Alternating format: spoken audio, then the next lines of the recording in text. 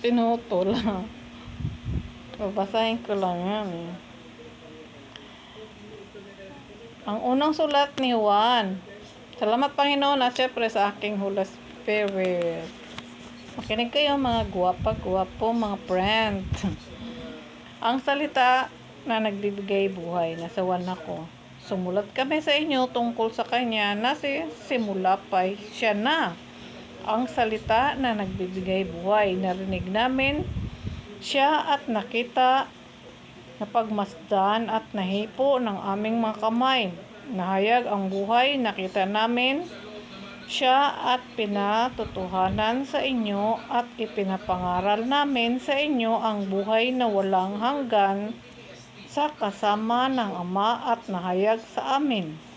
Ipinapahayag nga namin sa inyo ang aming nakita at narinig upang makasama namin kayo sa pakikisa sa Ama at sa kanyang anak na si Jesucristo. Sinusulat namin ito upang malubos ang ating kadakilaan. Ito ang aming narinig sa kanyang anak at ipinapahayag namin sa inyo, ang Diyos ay ilaw at walang anumang kadiliman sa kanya. Kung sinasabi natin tayo'y kaisa niya, ngunit namumuhay naman sa kadiliman, magsisinungaling tayo at hindi namumuhay sa katotohanan. Ngunit kung namumuhay tayo sa liwanag, kung paanong siya'y nasa liwanag, tayo ay nagkakaisa at nililinis ng dugo ni Jesus ng kanyang anak sa lahat ng ating kasalanan. Kung sinasabi natin tayo ay walang kasalanan, dinadaya natin ang ating sarili at wala sa atin ang katotohanan.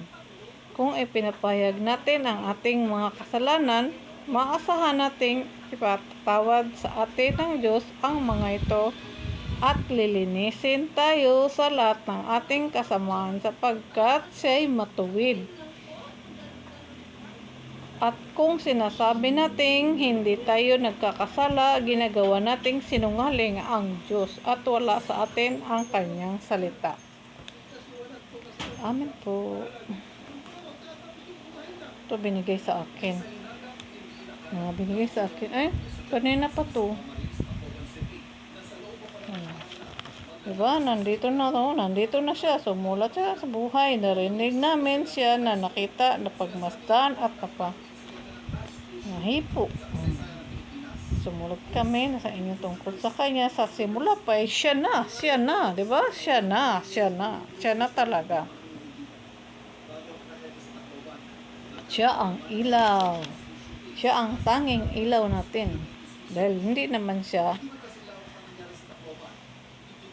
nasa kadiliman. Siya talaga ay nasa liwanag. Siya ay nagliliwanag.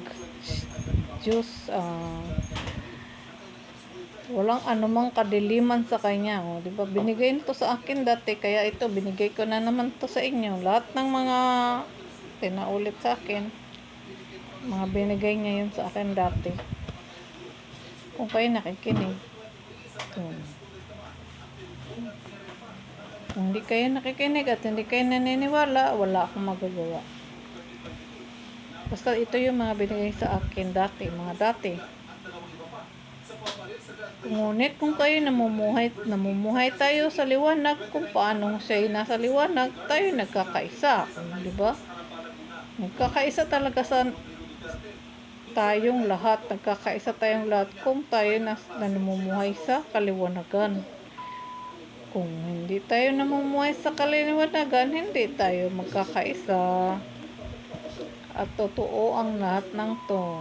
Dahil ang Panginoon namumuhay sa kaliwanagan at wala siyang talagang ni kahit kadiliman, kahit kunting dilim wala.